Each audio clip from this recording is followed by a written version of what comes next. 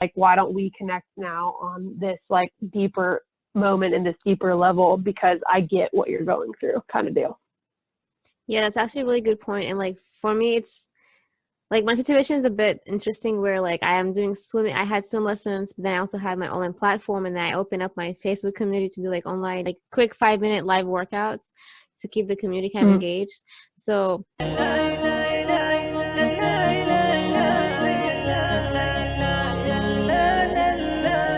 welcome to the Purposeful Fitness with Coach Ola, where I dive in deeper into holistic health and fitness topics that would help you stay inspired, motivated, and dedicated to living a purposeful, fit life while pursuing for the Akhirah.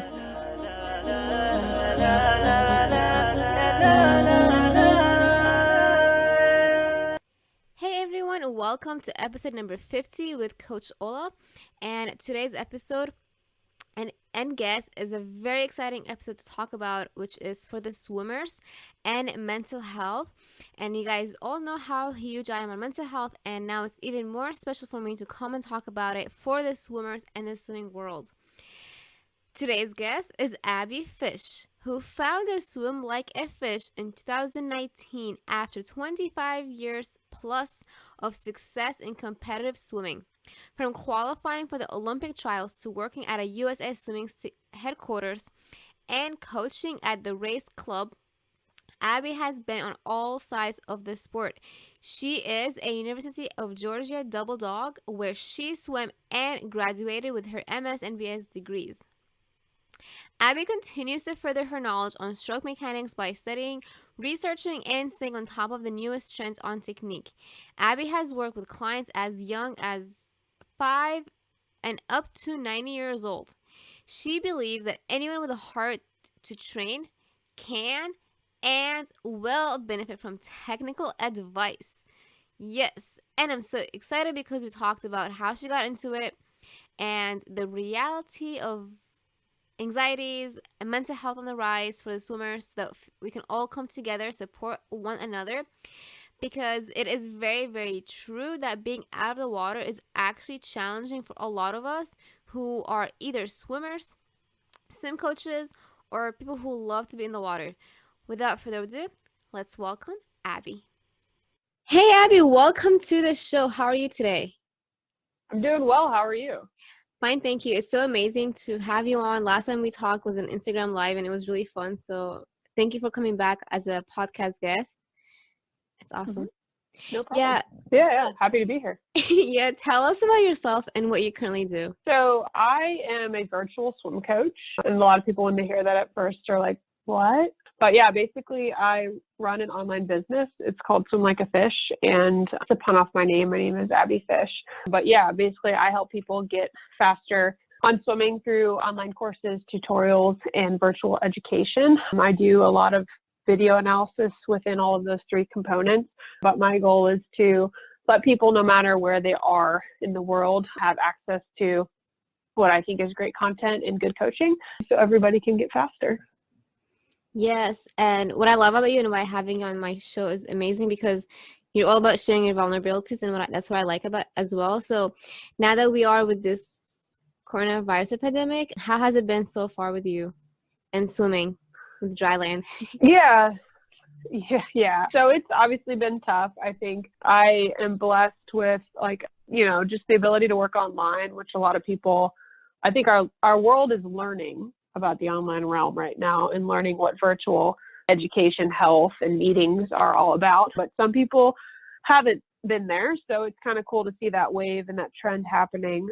So I still have a job, which is good. I know other people are, out of sorts in that regard, or maybe stressed about money. So I'm very thankful for that at this moment. It's still been hard. I do coach a club team with swimmers that are like 11, 12, and we've been out of the water for close to almost 3 weeks now. So it's just a matter of like kicking people out of what their normal routines are and then facing some adversity with what we did not expect this to be. I'm trying to make the best choices for myself and for others at this time, trying to help as much as I can in regards to the swimming community, and then also just like my direct neighbors and isolating myself from the world. Yeah, I'm one of those people that's like financially like struggling, because Like, you know, you said you have a job, and like my other job was also swimming, but then the pools got closed, the gym got closed, and then now it's like, oh crap. So it's Yeah. definitely stressful on that end a lot. But I want to ask you also, like, what was the most awkward thing that has happened to you throughout your swimming journey? Awkward thing? I think my name in itself is kind of like funny because, like I said earlier, my last name's Fish, and so it happened a lot when I was a young age group swimmer, where I'd be standing behind the blocks, and normally the timers would ask you what your name is, so that way they know like you're getting into the right heat and the right lane. And you could always kind of tell with one of the timers, most of them were parents. They like look at my name, they look at me, and they look down on their sheet and look at me again. You're like, they want to say something. They like want to ask me if that's my real name. And I was like 12. So it's like, yeah, like that's my real name. Like I haven't changed my name as a 12-year-old to have the last name of Fish. So it happened all the time. But it was one of those things towards the end where I was like, are you serious? Like, is this still a thing? It was a thing my whole career. Yeah, you know, it's actually funny because my name is Ola, but like in Arabic, it's pronounced Ola. And so like ever since I came to the United States in like 2001, I've been called like, oh, like Ola. And then the little kids, when I became a little soccer coach, soccer shots, they're like, Olaf. And I'm like, it's Ola. So I can relate a little bit. Yeah. That's Yeah, funny. yeah, no, for sure. Yeah. When did you start swimming then? 12 years old or like? Actually, no, I started swimming when I was super young. I started swimming when I was 4 years old. So I emulated my brother. My brother started training on a club team. He's 4 years older than me, so he was 8. And yeah, my mom obviously took me everywhere because I was 4. So when she was dropping him off to swim practice, I was like, well, why am I not going to swim practice? So a lot of like what my personality is still like now. And so my mom was like, I mean, because you're 4, but I wanted to have the choice. And my mom, I think at first was a little reluctant towards it, but then she did let me decide whether I wanted to start swimming. And yeah, I did. I basically started swimming at 4 years old, and I didn't stop training like officially for like Olympics and whatnot until I was 25. So you did the Olympics, because I wanted to confirm if that's true or not. You did, right? Or no? I've never gone to the Olympics. I was Okay. training to go to the Olympics. I tried out twice at Olympic trials. That's awesome. And yeah, I fell short, but it was the main pillar of what everything I was working towards when I was physically training. So how is the Olympics like? Because now obviously it's like canceled now, which is kind of sad for a lot of people and athletes, obviously. But like, how is the actual experience being in the trials? I think it's tough. I mean, I think it's good from like a world health perspective and like the stress of the athletes. And then I mean, like when you, sorry, like when you actually try out. No, but I was like wondering, like when you tried out, how was the actual like atmosphere in the tryouts, like when being against like all the other swimmers and the pressure, family, friends, yourself? Like, how did you like manage it? Well, I was super young when I first tried out. I was just out of high school, so I was 18. And so yeah, I was a baby really, and I didn't really understand that. I think I was seated pretty highly, and so I was excited to be kind of like a dark horse. So I wasn't like a guarantee or whatnot, but I had a shot. And I think I didn't really hone in the mental component as well as I could have because I was young. So it was kind of like an eye-opening experience to be surrounded by all these like what are professional athletes like even now, but like a lot of times we have people that are swimming that they're even older, but 25, 26-year-olds that this was their job. And it was my job too, but I was still a kid at the same time. So yeah, I dealt with a lot of pressure, a lot of like insecurity and just like lack of confidence when I was there because I don't know, I think I just got intimidated. And then as I went through college, I regained my confidence back up to like where it was when I first started kind of making my way into the swimming scene. And I capped off my career feeling a lot better about where I was and what I had completed and done versus, where I sat like 4 years before. Yeah, it's awesome because like what you mentioned, like the insecurities at 25 years old, people would think, oh, you would have it by then, but it's actually that age as well, like when a lot of, both men and women like kind of go through it. So yeah. So like as a fellow swimmer right now, what is the hardest thing to take in with having all the pools kind of closed out? I think honestly it's just keeping the morale high. I think a lot of people, especially in the swimming world, love the Olympics. Yeah. Like we get more registrations at USA Swimming post the Olympic year every year. Like the one swim meet that people that don't care about swimming pay attention to. So yeah, it's kind of weird to be like, okay, well, wait a second. No, we're not doing that.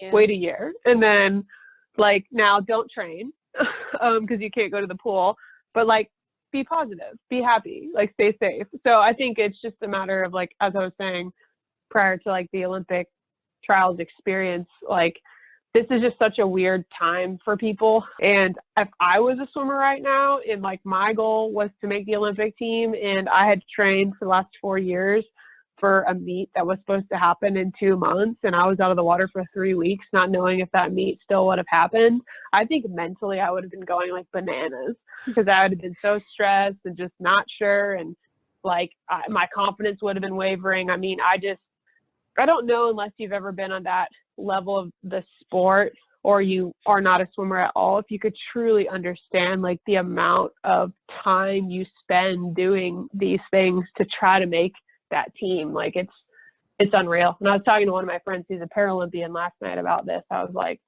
I just don't think others get it that haven't been in our shoes. And she was like, absolutely not. So I'm really happy for the athletes that have the extra year, but it is kind of tough.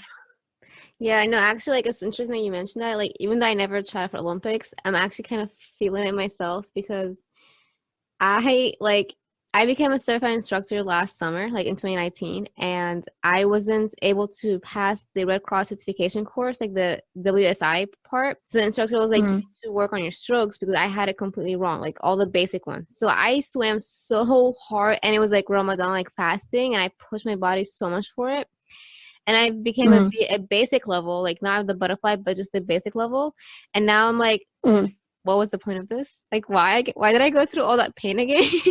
Like, I went with it for a reason, but at the same time, it's like, I feel the depression moment. Like, it's actually, you know, like people, when they say depression, like it's a real, like being down and stuff. So yeah, it's definitely not easy mentally. But like with your audience and your students and everyone that you work with for swimming, how are you keeping up with their strokes on land? Like what kind of exercises are you doing, or like mentorship and what have you? Yeah, so I basically have like a full group message with all my kiddos and their parents, and we talk to them through this group message pretty much every day. So there's just open communication. I've been sending videos and different things for them to think about, talk about, whether it's like repost stuff to Instagram or whatnot. Just keeping them engaged has been huge. And then I've been running free dry land classes every day. I was calculating how long I've been doing this. It's been essentially since I think like 2 Fridays ago. So we just finished our 10th class before I hopped on this call. And that's just been good. I mean, it was in response to what's happening to like my world that's immediate. But then I realized, well, I have this platform of like my online life. I might as well open it up to anybody who is, you know, dealing with the same thing. Because what's interesting to me about this pandemic is like, I feel like when you're depressed or you're like going through something on your own, a lot of times like that isolation feeling was due to the fact that you don't think anybody else is dealing with what you're dealing with. And like, but at the end of the day, when you talk about a pandemic, everybody's dealing with this. So everyone's kind of struggling right now in a weird way that can create a lot of connection and community and like vulnerability to like have a conversation of saying like, I know you're struggling with X, so therefore I can relate to you. And like, why don't we connect now on this like deeper moment and this deeper level because I get what you're going through kind of deal. Yeah, that's actually a really good point. And like for me, it's like my situation is a bit interesting where like I am doing swimming. I had swim lessons, but then I also had my online platform, and then I opened up my Facebook community to do like online, like quick 5-minute live workouts to keep the community kind of engaged. So it's definitely important to keep them like active, like because especially with swimming, once you're out of the water, it's gonna get hard to come back into it. So what is your favorite exercise like that you think that you've been doing or that you found they like so far? I've been trying to adapt like on land exercises to like swimming motions, and I made some kind of just they're more videos just for fun, but they're funny. On the dry land stuff. Yeah, I've tried to like incorporate arm motions and breaststroke kicks and different things, so it's like actual like swimming movements, and that's that's turned out to be good. I mean, at the end of the day, everybody misses swimming. You can't really replicate swimming without having a pool, but you can do your best and you can make it fun and creative. And once again, just keep everybody, or try to keep everyone as best as they can, positive at this time. Yeah, very good. And actually, that's why I put my free course. When I did the Instagram live, we talked about like why I put the free course. And you're like, yeah, it's interesting, because a lot of times people would think like you need a pool, but now it's interesting how the pools are closed. I'm like, wow, I did not know this was coming, but I put it anyways. So yeah, interesting. Yeah. Well, it's super interesting. Yeah, small worlds. Anything that I should have asked you, but I didn't? No, I mean, I'm glad to help in any way to you or anybody else that listens to this in regards to swimming or, mental health, or even like from the free dry land perspective. But other than that, I'm glad to have spoken with you today, and I appreciate the opportunity for being on this podcast. Thank you. So since you mentioned like the mental health, like what are your mental tips that you are doing yourself, or that you are teaching to your audience, like to stay mentally strong? Yeah, so this morning I kind of woke up feeling a little bit anxious. I think I deal with anxiety like outside of the pandemic regularly.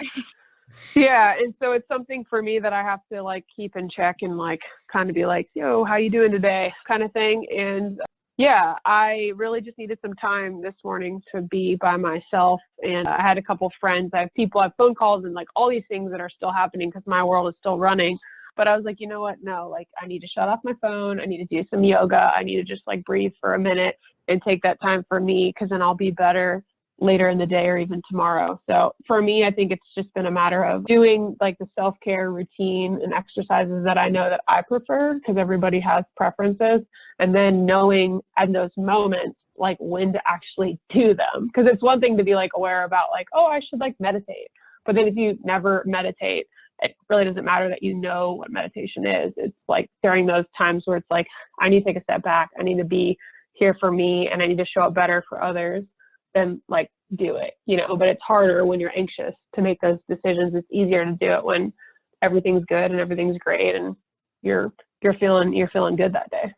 Yes, thank you for sharing that. And like we were supposed to record this like 2 days ago, if you remember, and I was like, thank God that you rescheduled it because I myself was having a panic like mode attack like 2 days ago and stuff, and like anxiety, like been waking up anxious and like so it's very true. And I think a lot of swimmers, like since we're both like swimmers on our own levels, might be going through right now, especially like whether like they're competing or not, they might relate. So thanks for sharing. For anyone who is a swimmer or not and they're dealing with any form of anxiety, like what Abbie said, find your way. It could be meditation, it could be like journal writing, and that's why I'm trying to bring in like mental health for the swimmers now, because I feel like it's not spoken as much yet, and I'm hoping that more swimmers can unite and like talk about their emotional well-being and how they're coping with it, because it's real.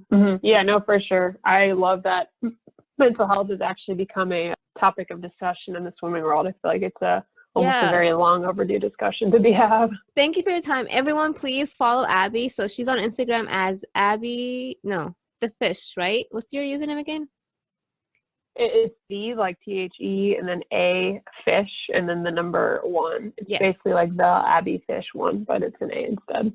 Guys, make sure you tag both of us on social media. The Abbie, so the A Abbie, the A Fish number 1, on Instagram, and then B Fish for Akhira on my account.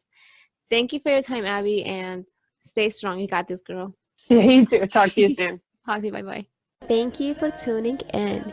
If you've enjoyed this episode, make sure to subscribe today and leave a 5-star review. You can also screenshot and share this episode with a family or a friend. Be strong, be fit for Akhira.